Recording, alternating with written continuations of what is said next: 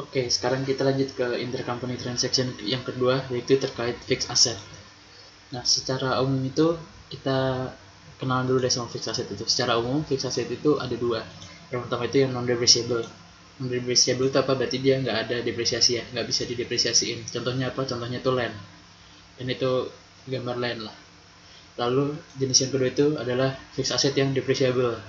Artinya lawannya non depreciable berarti dia itu dapat didepresiasikan. Contohnya di sini ada building, ada equipment. Ini sih yang bakal sering muncul biasa di soal. Nah, bedanya depreciable sama non depreciable kan tadi udah jelas ya dari istilahnya ya. Berarti yang satu bisa didepresiasiin, satu tuh nggak bisa. Nah, istilah depresiasi sendiri itu biar gampang itu aset dicicil hingga habis. Jadi kayak building sama equipment ini tuh ada masa manfaatnya, ada tanggal expired gitu. Jadi sampai nanti tanggal tertentu dia tuh akhirnya udah nggak bisa dipakai lagi. Sedangkan kalau tanah tuh nggak ada tanggal expired gitu. Jadi dia nggak bisa habis nilainya. Nah, seperti yang udah kita tahu dari dulu, ini tuh ada biasanya kalau terkait transaksi jual beli itu pasti ada dua pihak kan, ada penjual dan pembeli. Ini kita bahas jurnal secara umumnya dulu ya. Jadi ketika pihak penjual ini akan menjual fix asetnya, ini diambil contoh yang depreciable ya. Penjual ingin menjual fix asetnya, berarti dia akan mendapatkan cash dan akan mengkredit fix asetnya. Jangan lupa kalau fix aset ini karena fix aset ini didepresiasikan, maka ada ACCDP yang harus didebit. Sementara itu si pihak pembeli itu akan mencatat fix asetnya. Jadi fix aset dari penjual ini akan berpindah, jadi dari penjual di kredit berarti si pembelinya jadinya di debit. Oke. Dan dia akan mengeluarkan cash. Kebalikan sama ini. Dia nggak perlu mencatat ACCDP karena dia mencatat fix aset ini secara net. Kalau ini kan secara gross kan, belum dikurangi ACCDP. Kalau ini dia udah secara net. Nah, nilai yang dicatat di sini sama di sini tuh net di sini sama net di sini nanti ini belum tentu sama. Kenapa? Karena fix asset yang di sini itu dibeli secara fair value, nilai jualnya. Sementara itu yang dicatat sama penjual itu fix assetnya sebesar book value.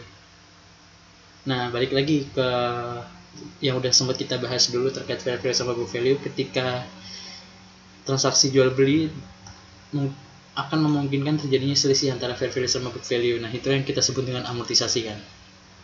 Kalau teman-teman callback lagi materi video kemarin.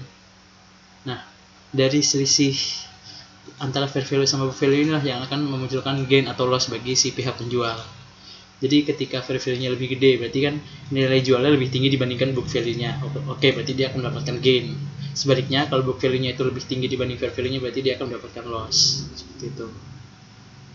Nah, berarti kan si selisih ini tuh akan memicu dua hal. Yang pertama memicu amortisasi untuk konsolidasi nanti. Lalu yang kedua kan memicu gain or loss untuk pihak penjual. Nah, hubungan antara gain or loss pihak penjual ini sama amortisasi itu apa sih? Jadi hubungan itu ada di sini. Jadi gain itu kan gain itu untung, loss itu rugi. Nah, kapan keuntungan sama kerugian ini diakui sama pihak penjual? Itu ketika si pihak pembeli ini itu akan menjual aset yang sudah dibelinya atau masa manfaat aset tersebut habis. Jadi pembeli di kasus intercompany transaction ini merupakan pembeli sementara gitu loh, pembeli intercompany kalau yang dari bahasa kemarin ya. Jadi dia itu ngebeli sementara untuk nanti dijual lagi atau dipakai sampai masa manfaatnya habis, seperti itu. Nah, gain ini nggak bisa diakui semuanya di depan, tapi ditunda melalui amortisasi. Gitu. Jadi nanti keseluruhan gain atau loss itu baru diakui ketika saatnya itu tiba. Kapan saatnya itu tiba? Ketika terjual atau ketika masa manfaatnya habis. Nah, istilah atau kegiatan amortisasi menunda gain atau loss ini disebut dengan unrealized. Jadi gain atau lossnya ini belum direalisasikan, belum bisa direalisasikan, unrealized. Bahasa Indonesianya belum real, belum bisa diwujudkan gitu. Nah, karena ini gain itu saldo normalnya di kredit karena menambah equity kan, loss itu di debit, berarti kalau versi unrealized-nya dibalik, gainnya itu nanti di debit, loss-nya itu di kredit gitu. Jadi hubungan gain atau loss ini sama amortisasi itu terkait dengan unrealized. Jadi itu perkenalan kita terkait fixed asset. Agak berbeda dengan inventory kemarin karena di sini ada istilah unrealized untuk amortisasinya. seperti itu.